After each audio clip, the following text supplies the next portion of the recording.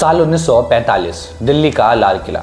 अंग्रेज आजाद हिंद फौज के 3 सिपाहियों को फांसी की सजा देने ही वाले थे, लेकिन तभी अंग्रेजों के यहाँ से पढ़ करके आए एक इंडियन वकील ने 25 साल बाद कोर्ट में वापसी की उनकी जान बचाने के लिए। वर्ल्ड वॉर 2 में जापान की हार के बाद सुभाष चंद्र बोस की बनाई आजाद हिंद फौज के हजारों सिपाहियों को अंग्रेजों ने पकड़ लिया था। इन्हें दिल्ली लाया गया और इनमें से 3 को चुना गया, प्रेम सिंघल, गुरबख्श सिंह और शाहनवाब खान, एक हिंदू, एक सिख और एक मुस्लिम। लेकिन फिर एक इंडियन वकील ये तय करता है कि वो 25 साल के ब्रेक के बाद कोर्ट में वापसी करेगा इन लोगों की जान बचाने के लिए।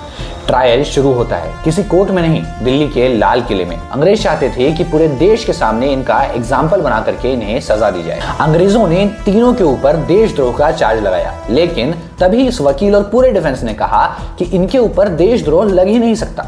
इनका आर्गुमेंट था कि सुभाष चंद्र बोस ने जो सेना बनाई है वो इंडिया की आजादी के लिए इंडिया के बाहर बनाई है, यानी इन तीनों सिपाहियों के ऊपर ब्रिटिश इंडिया का कोई भी चार्ज नहीं लग सकता, क्योंकि ये हिंदुस्तान की सरकार के लिए काम कर रहे हैं जो कि एग्जाइल में।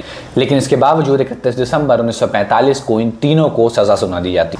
पूरे देश और इवन ब्रिटिश आर्मी के अंदर इसका विरोध होता है, जिसके बाद इन सभी को छोड़ना पड़ता है। लोग सड़कों पर उतर रहे थे और इस केस को खूब सारा अटेंशन मिला था। इसका एक बड़ा कारण था 25 साल बाद कोर्ट में वापसी कर रहे उस वकील की पॉपुलैरिटी।